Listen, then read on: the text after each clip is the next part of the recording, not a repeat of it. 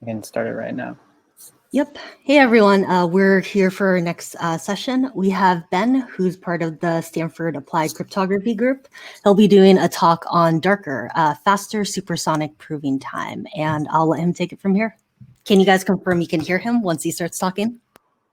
Thank you so much, Sindra, for the introduction. So yeah, I'll be talking about improvements that we have made to the prover time in the dark polynomial commitment scheme, which people may also know as the key tool behind Supersonic, which is a trustless SNARKS system with very small proof sizes compared to the prior state of the art. So one of the main drawbacks of the Supersonic proof system, which was introduced last year, was that it had a very high proving time, and this is something that we've worked on over the last year to bring down dramatically. So a quick recap of what Supersonic was. Supersonic combines the dark polynomial commitment scheme with any polynomial IOP. Polynomial IOP, there are many of them. They're information theoretic, basically SNARK backends that can be combined with any polynomial commitment scheme to build a SNARK. And so the quick summary is that Supersonic was a SNARK with no trusted setup that resulted from combining the dark polynomial commitment scheme with the Planck polynomial IOP. And it achieved proof sizes of about 10 kilobytes for 1,000,000 gates, verification time of under 100 milliseconds, and proof sizes and verification times that scale logarithmically in the size of the circuit representing the statement being proven. And the key technique was this dark polynomial commitment scheme, which we built using groups of unknown order. And so if you can instantiate the group of unknown order without a trusted setup, such as with a class group, then using these class groups or other instantiations, you can get a SNARK with no trusted setup. So a polynomial commitment scheme at a very high level is a protocol that allows one party to send a small value that commits to a polynomial over a finite field of bounded degree, and then can later supply small proofs that the committed polynomial evaluates at a point z to a value y. And the point is that the small value that it initially sends binds it to a unique polynomial, and it must answer consistently with that polynomial and can only succeed in producing these small proofs if it gives the correct answer to the evaluation of the polynomial at the point.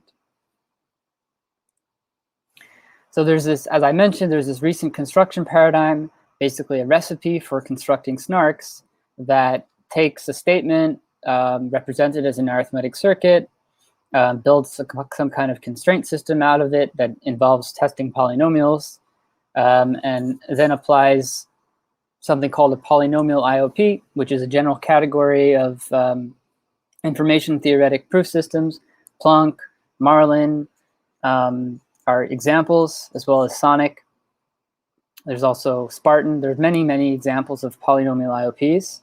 And this can then get combined with a polynomial commitment to result in an interactive argument, and then applying the well-known Fiat-Shamir paradigm, you can get a non-interactive proof. So a quick asymptotic comparison of how Supersonic compares to other proof systems out there. It has log size proofs and verification time, whereas other trustless setup SNARKs, or in other words, transparent SNARKs, such as bulletproof and STARK, STARK has a larger proof size. It's log squared size proofs, but bulletproofs has about the same size asymptotically as Supersonic, but a much slower verifier time. It has a linear verifier time. So the key thing of Supersonic is that it has a proof size which is closer to the size of bulletproofs than STARKs, but a much faster verifier time than bulletproofs. Now, it's less performant than trusted setup systems such as Plonk or Gros16, but that's a different kind of comparison. So this is just an asymptotic, so I'll get to concretes later in the talk. So I'll recap what the basic ideas of the dark polynomial commitment scheme so that I can cut to the chase on how we improve the prover time and why the proving time was originally a problem. So the basic idea is to take the polynomial that's to be committed and represent it as an integer. Okay, and the way that we represent it as an integer is you choose some integer q, which is greater than p. P is the prime for the finite field, and we evaluate the polynomial over the integers at q, and that gives us the representation of the polynomial.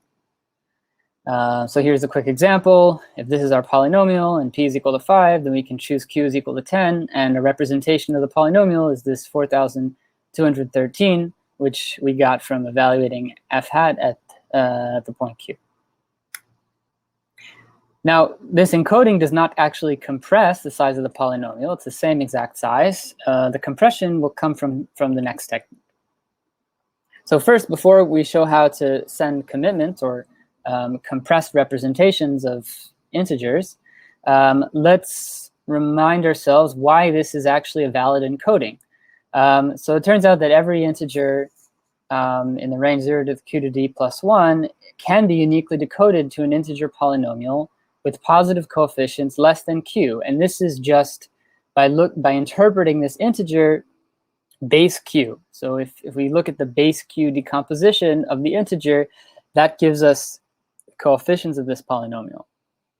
A slightly fancier fact is that if we look at integers in both positive and negative integers in the range negative q to the d plus 1 over 2 to q to the d plus 1 over 2, that is uniquely decodable to a polynomial with coefficients of absolute value bounded by q over 2. So this can allow for some of the decoded coefficients to be either positive or negative, and the decoding is slightly fancier than just doing a base q decomposition, but it's very related. So the next step, as I said, is we have now this integer which represents a polynomial. So let's get a compressed commitment to it. First, before that, I want to note some homomorphic properties of the encoding. So there's an additive homomorphism. If we have f of q as an encoding of the polynomial f and g of q as the encoding of the polynomial g, then if we add those two encodings together, we get the encoding of f plus g as long as there's no overflow, meaning as long as the summed coefficients of f and g are still less than q. There's also what I'll call a monomial homomorphism, which is that if you multiply the encoding f of q by q to the k, you get the encoding of the polynomial x to the k times f of x. So finally, step 3, we actually commit to the polynomial using an integer commitment. Integer commitments we already knew how to do those from a long time ago using a group of unknown order. So if you have a group of unknown order, then you can commit to an integer just via exponentiation. So the commitment is c equals g to the x, where x is the integer. And notice that this also preserves the homomorphic property. So if we have a commitment to x and a commitment to y, then the multiplication of those two commitments gives us the commitment to x plus y. And since x plus y were encodings of polynomials with a homomorphic property, this gives us a commitment to the polynomial f plus g. So the commitment is we first map f to an integer polynomial and then compute the commitment as g to the f hat of q. So how could we instantiate these groups? I'll give a few examples. So first, there's the RSA group, where there's a modulus that's the multiple of two unknown primes. This requires a trusted setup because it requires somebody to sample these primes p and q secretly and then discard them so that nobody knows what the factorization of n is. But this gives us based on the difficulty of factoring, it gives us a group where it's hard to compute the order. So a 3048-bit n would give us about 128-bit security.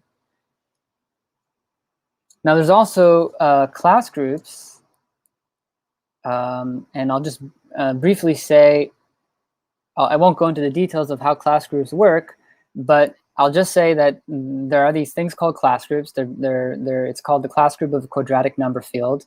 And you can sample them by sampling something called a discriminant. And if you sample a random discriminant, then you get a random group.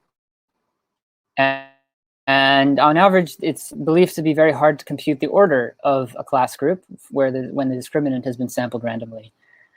And for a discriminant of about 1800 bits, classically, we thought that you get 120-bit security. I want to remark that there have been some new results on studying the security of class groups. So there was a new attack on class groups last year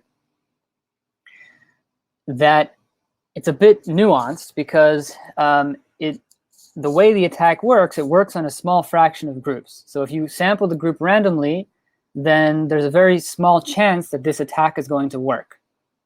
So let me spit out some numbers here. So it turns out actually that the attack paper also gave a new trick for compressing the size of elements of a class group.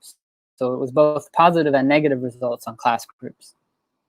So concretely, what we got from that paper was that the group element size, if the group element size is set to about 2,340 bits, then the classical security would have been greater than 200 bits, so extremely secure. But there's this attack that for a randomly sampled group, there's a 2 to the negative 40 chance that the group is bad. And if the group is bad, then there's this attack that works with, requires about 2 to the 120 work. So it's still, so for 128-bit security, you have this situation where, if you sample a random group, then there's this very, very, very small chance that it's less than 128-bit secure. And for 1500 bits, it's similar. So there's like a 1 over a billion chance that you get a group where there's an attack that is performing, that gives you a security level that's less than 128-bit. So this is a bit nuanced. I don't want to dwell on it much longer. They also propose a new candidate group of unknown order, which can have a group element size which is even smaller than a class group. Now here the difference is much more drastic. So 303 bits would give you classical security of 128 bits, but you basically can't use those, a group element size of that level, because then with probability 1/2, there's a 60-bit attack. So there, this is still very experimental, but there may be a class group which has element size of just 1,000 bits, so even smaller than what we get from class groups, where the classical security would be greater than 128 bits. And similarly, there's like a 1 in a billion chance that if you sample the group randomly, then there's an attack that requires less than 2 to the 128 work, so about 2 to the 120 work, 2 to the 100 work. So let me go over the evaluation protocol for dark before I explain what the improvements were. I'll give a slight variation of how dark was originally presented in the paper that's online. So in the paper that's online, the protocol worked recursively, similar to bulletproofs and FRI, if you're familiar. But we would split the polynomial in each round into the left coefficients, so the coefficients of monomials that were degree d over 2, and then the right coefficients, so the coefficients of the monomials that are of degree higher than d over 2. But instead, you can also run the protocol using a split that is used in the FRI protocol, which is the technique behind SNARKS and a whole bunch of other systems, where we split the polynomial into the even coefficients, or the coefficients on monomials that have even degree, and then the odd coefficients, or the coefficients that are on monomials of odd degree. So every polynomial f of x can be written as f even of x squared plus x times f odd of x squared. And this, in the new variable x squared, both f even and f odd have degree d over 2. And so the intuition of the protocol is that we're going to send commitments to the even polynomial and the odd polynomial. And then there's going to be a random challenge. And then we're going to recurse on the linear, this random linear combination of the even and the odd polynomials, which gives us a new polynomial, combined polynomial of degree d over 2. So moving to commitments, we're sending at the top level commitments to the input polynomial of degree d. So this is encoding in the exponent, a commitment to the integer representation of the polynomial. And then the prover sends a commitment to the even and a commitment to the odd polynomials. And we recurse. Now, the one thing that the verifier has to do is it needs to be able to verify the consistency of the commitments to the even and odd polynomial with the original polynomial. And to do that, it can use the homomorphic properties of the commitment and check that what I'm calling CE, the commitment to the even polynomial, times CO to the power Q is equal to C, or C is the commitment to the original polynomial. Now, for the first round of the protocol, but since in each round Q is growing, right? So in the recursive step, we replace Q with Q squared, and so in every round of the protocol, Q goes from Q to Q squared to Q to the 4th. So this step here in green will become very expensive very quickly, and by the end, the verifier would be doing a linear amount of work. So so we'll deal with that using a trick that I'll introduce in the next slide. But I also want to point out one other important thing, which is that in every round the coefficients are also growing. So the coefficients grow by a factor alpha, which is some integer in the range 0 to p. And in the final step, the prover is just sending this degree 0 polynomial or a commitment to it, which is just an integer. And at this point, the verifier just checks directly that the commitment is correct. And the size of this integer is about size p to the log d. OK, so here's the expensive step. How do we get around the expensive verification step? Well, we use something called a proof of exponentiation. It's the same trick that is used for VDFs, if you're familiar. Well, in the original dark protocol, we used the Wesolowski proof of exponentiation. And the Wesolowski proof of exponentiation, which we're using here to prove that the CO, the commitment to the odd polynomials to the power of Q prime, is equal to C divided by CE, the commitment to the even polynomials. We use this protocol. This is the interactive version of the protocol. It's converted into a non-interactive protocol using Fiat-Shamir. But I'm not going to go over the details I'm not going to go over the protocol in great detail. But what the prover ends up doing is the prover receives a random bit, a random lambda bit prime from the verifier, and then computes the quotient remainder of the exponent divided by this prime L. It sends over the proof, which is x to the q, and what the verifier needs to do is it just needs to verify. It just needs to compute the remainder of alpha divided by q. So here, this is for proving a statement x to the alpha is equal to y. And it turns out that if alpha is smooth, so it's like a power of q, q to the 2 to the t, then this computation alpha mod L can be done very efficiently. It doesn't require linear work in the size of the exponent. So the security of this protocol relies on something called the adaptive root assumption. And so this is the protocol that we use in order to make this green step efficient.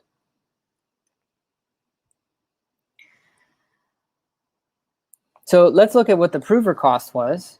The prover cost was, in every round of the protocol, the prover sends 2 commitments to the even and the odd. And that requires, in the ith round, a multi-exponentiation of length d over 2 to the I with coefficients of size I lambda bits. The way that I get this is, first we'll have the prover pre-compute once the powers of q in the exponent of g. So then computing these commitments is a multi-exponentiation using these pre-computed bases. And the exponents in this multi-exponentiation are the coefficients of the polynomial. So in every round, the number of coefficients shrinks by half, but the size of the coefficients grow as well. But they grow slower than the number of coefficients shrinks. So that's how we get, in the ith round, d over 2 to the I exponents and of size I lambda bits. And then the other step is, for the prover, is computing the proof of exponentiation, and that ends up being 1 exponentiation of size lambda 2 to the I log d bits in the ith round. So overall, what we end up getting is a proof size that's 2 log d group elements, and we get a verification time that's about 4 lambda log d group operations. And then a commitment time using pre-computation, so pre-computing powers of q in the exponent of the group element g, we get a commitment time of O of lambda times d operations. And the prover time was lambda d log d operations. And the reason why we had this d log d is because mainly from this exponentiation step, where we have an exponentiation of coefficients that are of size lambda 2 to the I log d bits. So the original theorem was that the protocol is an argument of knowledge using these 3 assumptions. So we had to use the low order assumption, which means that it's hard to compute orders of elements in a class in a group of unknown order. So however you instantiate it, the assumption is that it's difficult to compute a polynomial size order of a class group. Of an element in the group, whether it's a class group or an RSA group or a different instantiation. There's also the strong RSA assumption, which says that it's difficult to compute, it's difficult to take roots of elements in the group. And then there's this adaptive root assumption, which is a bit more nuanced, and I won't get into it. It's like an interactive version, very related to the strong RSA assumption. So what did we do in Darker? Well, we were able to strengthen the security so that it's only based on the strong RSA assumption. We got rid of the low order assumptions and the adaptive root assumptions, which is significant because in some groups of unknown order, the adaptive root assumption actually does not hold. So in the newer groups of unknown order from hyperelliptic curves, the adaptive root assumption does not hold. And then we were also able to improve the prover time for the evaluation protocol to actually square root of d log d. So a drastic improvement, it was before d log d, and now it's square root of d log d. The commitment time is still lambda times d, and the evaluation time remains about the same. The proof size increased a little bit.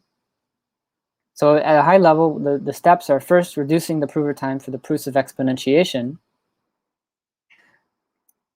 So the exponentiations that we have to do are all of this form where the exponent are powers of q.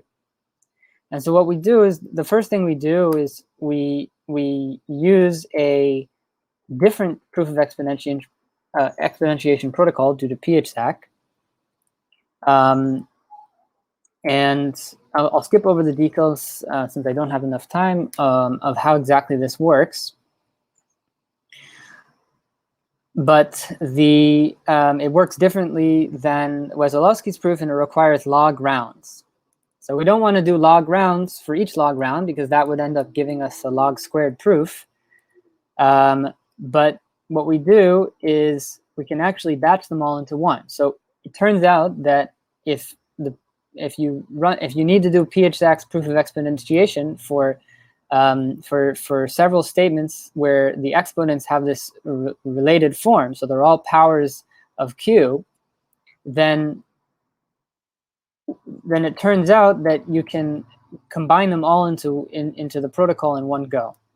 And so basically, in each round of the protocol, the verifier samples some random challenges, and we reduce the largest statement, where the power is q to the 2 to the log d, to a new statement which is has q to the 2 of log d minus 1. So the exponent on q is half the size, which is the same form as one of the next statement in the line in our list of statements we need to prove, and so we can just fold it in to the protocol.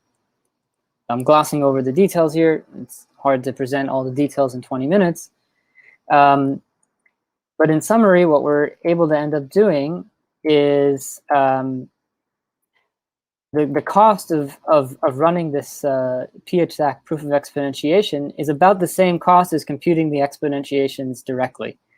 So for the first half of the rounds, we compute the exponentiation directly, which is log q to the I bit exponentiation. So that's square root of d log d complexity.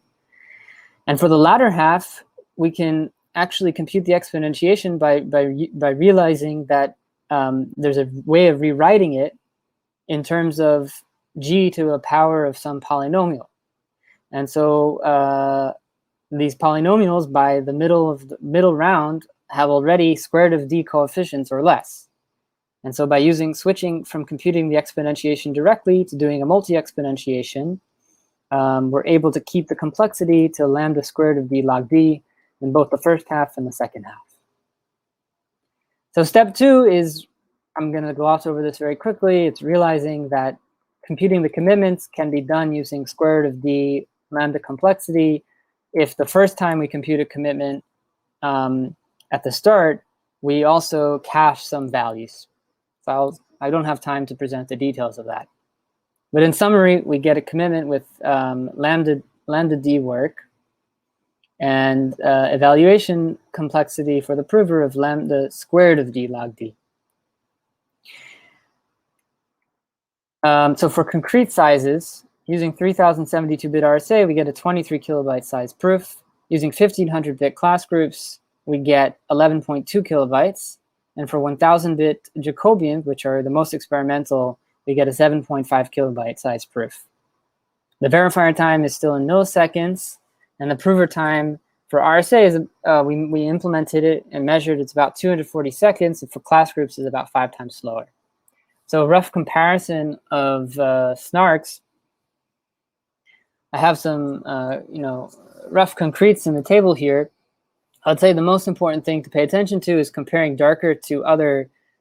So Darker is obviously still both larger and slower than trusted setup SNARKS, but the gap is getting much closer. So if you look at the class group variant for verification time, 75, it's still in the millisecond range, even though the trusted setup ones are low milliseconds, and this is higher milliseconds. The proof size is, about two times larger.